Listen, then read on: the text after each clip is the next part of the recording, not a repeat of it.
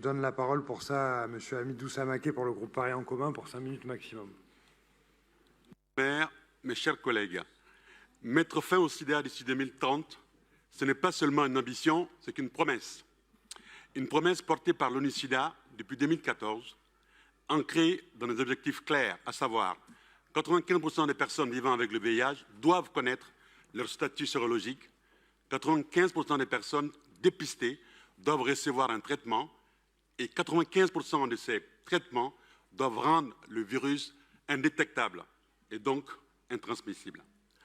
En nous rappelant les débuts de cette pandémie où la peur paralysait nos sociétés face à l'absence de traitement et à la fatalité du diagnostic, nous mesurons aujourd'hui le chemin parcouru. À l'époque, imaginer une fin possible au sida aurait semblé irréaliste.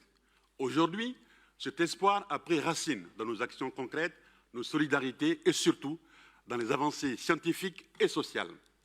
Cet objectif est à notre portée grâce à une stratégie innovante fondée sur l'action locale et collective lancée ici à Paris il y a 10 ans. La déclaration de Paris a été le point de départ d'un réseau international, les Fast Track Cities. Aujourd'hui, 550 villes et territoires unis par un même engagement. Ensemble, ces villes s'attaquent à l'épidémie sur tous les fronts. Prévention, accès au traitement, lutte contre les discriminations. Et les résultats parlent d'eux-mêmes. À Paris, en 10 ans, les nouveaux diagnostics de VIH ont diminué de 33%, passant de 1000 à environ 650 cas par an. C'est une avancée majeure portée par la synergie entre associations, institutions et citoyens. À l'échelle européenne, jamais autant de vies n'ont été sauvées grâce au traitement. Oui, nous pouvons y croire. 2030 peut devenir l'année de la victoire collective. Mais restons lucides. Paris demeure, malgré les progrès, la ville où les nouvelles contaminations restent les plus nombreuses en France.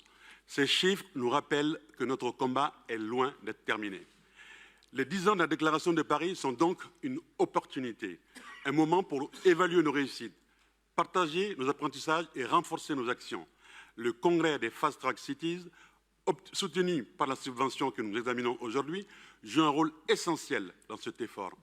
Rassembler les acteurs de la santé, du développement et des territoires, c'est renforcer notre capacité à innover et à mobiliser. Alors, à quelques jours de la journée mondiale de lutte contre le sida, j'en appelle à notre responsabilité collective.